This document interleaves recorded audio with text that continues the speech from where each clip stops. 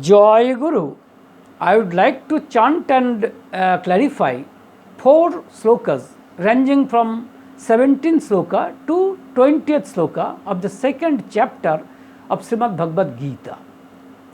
And before everything else, let me chant 2 lines from the meditational part of Srimad Bhagavad Gita, as it has direct bearing on the meaning of the 4 slokas that I would like to chant and clarify. Advaitaamritavarsinim bhagavatim ashtadasadhainim ammo tamanusandadhami bhagavate gite bhavadvesinim. You see, particularly the 2 terms, that is Advaita Amritavarasinim, that is Bhagavad Gita advocates the theory of non-dualism, Advaitavad, that is God is one and only one. And it also advocates the doctrine of immortality, that is we are immortal beings. We were in the past, we are in the present, and we will be in the future. So we are actually immortal beings. So this, you can say this theory, or you can say this doctrine of immortality, this message is reflected in the 4 slokas that I would like to chant and clarify. Let me chant the 4 slokas at first.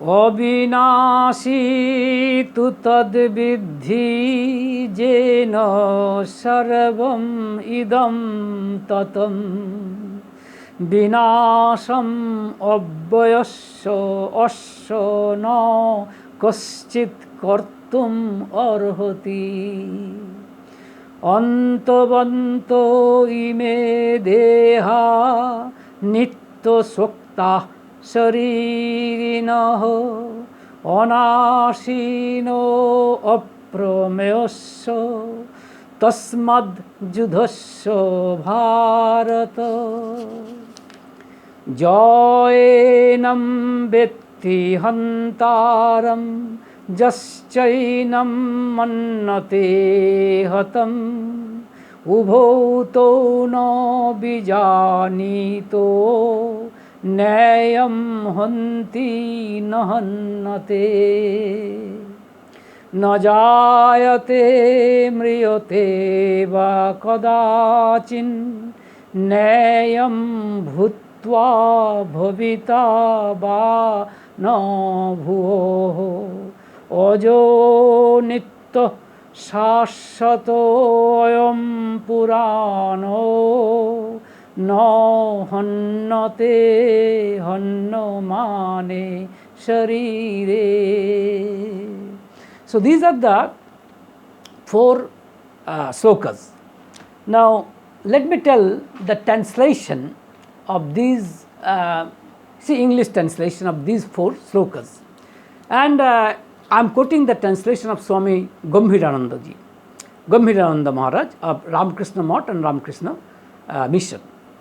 Now coming into the 17th sloka, that is, you see, the 17th sloka. Now, Abhinashi tu tad vidhi Avinashi tu tad vidhi jena sarvam idam tatam vinasham abhyasya asya na kaschit kartum arhati. You see, the meaning is, or you can say translation, I should say translation is that, but know that to be indestructible by which all this is pervaded. None can bring about the destruction of this immutable. This is the translation. Now let me say that the key words of this sloka. You see, tu means but, tat vidhi, vidhi means know, tu means that, know that. You see, and then jeno means by which. You see, sarvam, all, that is all, idam means this, this means this universe, you see, together with the space, everything is tatam, that is pervaded. You see, and you see, no kaschid means none. You see, kortum means can. Sorry, arhati means can. Kortum means kortum means bring about, and you see, binasam, the destruction of this. Asya means of this. You see, sasya, that is immutable. Immutable means that which does not undergo growth or depletion. Now we must know the background of these slokas. As we all know that Arjun came into the battlefield of Kurukshetra with all vigor and enthusiasm. But when he came into the battlefield, he was overpowered by sorrow and delusion. This is what is weakness. And he got silent, and he even declined to fight in this you can say sacred battle, you can say holy battle. And then Lord Krishna is actually telling, or you can say telling all these slokas in order to remove the sorrow and delusion. That is actually the weakness is all about. You see, and in this case, I must say what is weakness, and in this connection I must you can say the sayings of Sri Thakur Anukul Kotha. Actually, Sri Thakur Anukul Kotha wrote only one small book, you see, entitled Sattyanusaran, that is the pursuit of truth, where he has written like this, that is, we must wage war on weakness, for weakness is sin incarnate. We must be bold and brave. See, we must understand that we are the sons of Father Supreme. So therefore, we must drive out the blood-sucking vampire, that is weakness. And we must understand that we are not timids, we are not cowards. You see, we cannot enter into the kingdom of heaven if we have even a slightest trace of weakness. So this is what weakness is all about. That is sorrow and delusion. Lord Krishna is telling these slokas in order to remove this sorrow and delusion. As a matter of fact, the scripture of Gita is intended for removal of sorrow and delusion. As this is the you can say these are the root causes for our sufferings. That is that is we cannot actually we are in the process. We are in the process of a cycle. The cycle is of death and rebirth. We are always rolling down through this cycle. We must come out from this vicious cycle, and that the reason why we cannot come out from this vicious cycle is weakness. That is the sorrow and delusion, and this is this is the disease by which Arjun was suffering. So therefore, a tonic was needed to remove this illness, and this tonic that that is the doctrine of immortality. Actually, Arjun thought that he was the killer of his kinsmen, elders, masters, as because he would kill them. But Lord Krishna has stated that no, you can kill the bodies, you can kill their bodies, but you cannot kill the self, the spirit, the soul, whatever name you may use, that is whatever terminology you may use, or you can say Atma, you cannot kill that. So therefore, you must not think yourself that you are the killer. You see, the spirit or the soul, you see, it does not kill anybody and it is not killed by anybody.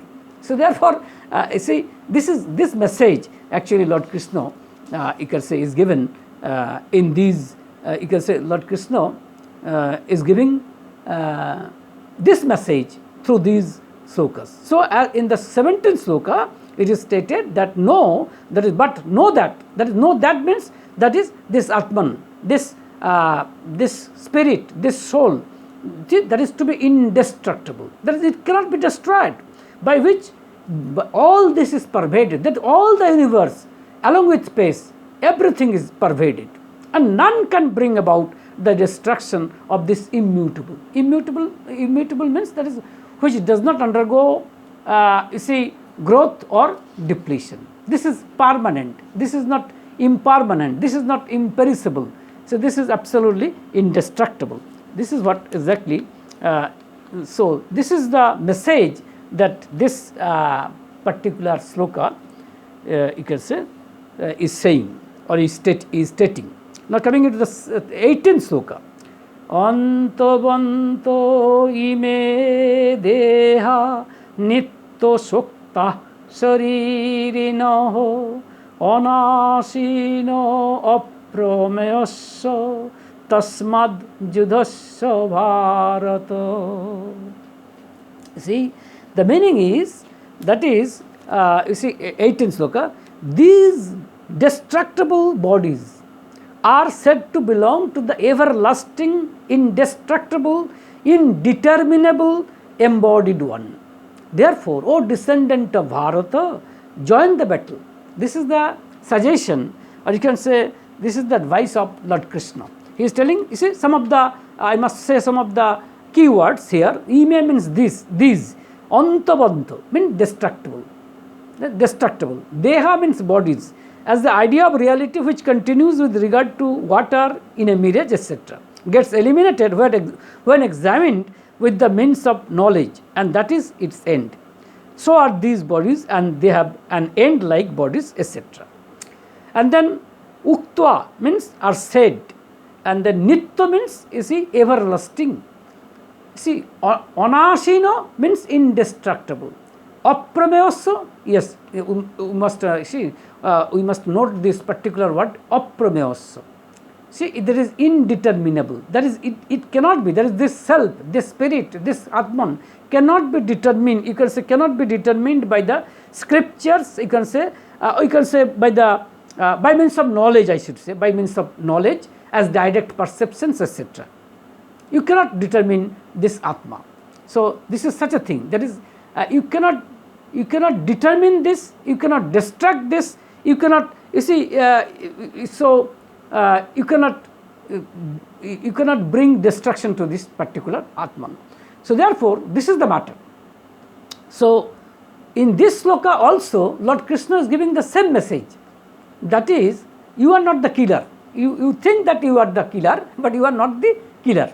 And you see, these destructible bodies, that is, bodies are destructible. Definitely bodies are destructible. But the particular entity, the particular, you can say, existence which is present within these bodies, you see, these actually that particular entity is everlasting, you see, indestructible and indeterminable. You see, so therefore, you cannot kill it. You cannot do anything, you see, to this particular entity. And then, you see, coming into the 19th sloka, this is like this. Jayenam vetti hantaram jaschainam mannate hatam ubhoto na bijanito nayam hanti nahannate. Now the translation, see, of Swami Gambhirananda Maharaj, that is, he who thinks of this one as the killer and he who thinks of this one as the killed, both of them do not know. This one does not kill, nor is it killed. This is the matter. You see, here in this particular sloka, some of the keywords are like this. That is, you see, that is enam means this. That is hantaram. Coming to the hantaram means the killer, and then hatam means the killed. So hantaram means the killer, and hatam means the killed. And so when the body is killed, I am myself killed. You see, this is the notion of Arjuna. When the body is killed, I am myself is killed. I am myself. That is this is what is the soul is all about. This is the self. This is the spirit. This is the soul. We think that when our bodies are lost, when our bodies are killed, then our, you can say, souls are also killed. This is the mistake that Lord Krishna is telling to us. That's the reason why he is telling that, you see, on the killing of the body, he who thinks of the self, that is, as I have already stated, there is self, spirit, Atma, whatever name you may give it, as I am the killer, and he who thinks that I have been killed, both of them are ignorant of the nature of the self, that is, of the nature of the Atma. Because it is not, it is something, it does not kill and it does not become the agent of the act of killing. That is, no hannate, that is no hanti, means does not kill, and no hannate means nor is it killed. So it does not become the object of, you can say, the object of the act of killing. So this is the, you can say, meaning of this particular sloka. So everywhere Lord Krishna is giving this message that you must not think that you are the killer. You cannot kill this self, this spirit, this Atman. And coming into the 20th sloka, na jayate mriyate va kodachin nayam bhutva bhavita bana bhoho ajo nitya shashvato ayam purano no hannate hannamane sharire. Now let me tell the translation of the 20th sloka. That is, never is this one born and never does it die. Nor is it that having come to exist, it will again cease to be. This one is birthless, eternal, undecaying, ancient. It is not killed when the body is killed. This is the matter. It is not killed when the body is killed. You see, here some of the key words are like this. There is no kaschit, that is never. Ayam means this one, that is the self, that is the spirit, that is the Atman. And jayate means born. And mriyote means it never dies. Na mriyote. Mriyote means, you can say, na mriyote, that means it does not die. It never dies. You see, by this, and then bhutva, that is having come to exist. And na means will not. Bhuva means again. Abhabita, that is cease to be thereafter. So therefore, actually it does not die. So, but you can say the tragedy, or you can say the comedy is that for in common parlance, that which ceased to exist after coming into being is said to die. So this is the matter. So therefore, ajo means, you can say, birthless. Nitto means eternal. And then shashvato. You see, that is, you can say, that is undecaying. Purano means ancient. Now all these, you can say, adjectives are used to clarify the nature of Atman or self, or you can say the Atma. Why? Its reason is simply this, that is, Lord Krishna is telling all these slokas in order to just to remove the sorrow and delusion by which Arjuna is actually overpowered at the present point of time. And this sorrow and delusion, you can say, this is the weakness that we common people, we actually suffer from this particular weakness. And Sri Thakur Anukul Kotha is telling to us that you must drive out this blood-sucking vampire. That is the weakness. Unless you can come out from the weakness, you cannot enter into the kingdom of heaven. This is the message of Sri Thakur Anukul Kotha. The same message actually. That is, they say that we must wage war against the weakness. For weakness is sin incarnate. We must be bold and brave. We must think that we are not timids, we are not cowards, we are the sons of the Supreme Father. So therefore I have every right to, I must be sincere and bold. Only then, I can enter into the kingdom of heaven. The same message is actually, the Lord Krishna is giving the same message to Arjuna, that you are actually, at present you are suffering from this weakness, that is the sorrow and delusion. And you must come out from this weakness. As you think that you are the killer and they are the subjects to be killed. Not at all. The reality is simply this, that you can kill the body, but you cannot kill the self or the spirit or the Atman or soul, whatever name you may give it.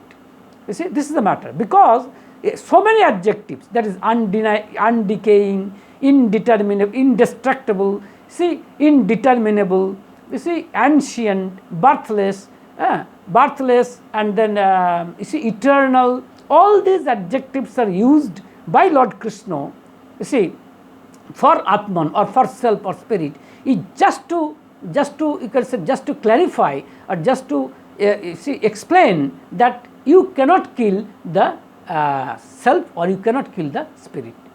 It is not really possible. So therefore, the message is that you can say, in conclusion, I would like to say that that Bhagavad Gita is actually advocating this doctrine of immortality. And I must say that this is really a hope, an encouragement for us, because we see this is here, you can say we may gather, you can say, boldness, we may gather hope, we may gather encouragement from these slokas, because we must understand that after the loss of my body, I will not be vanished, I will not be finished.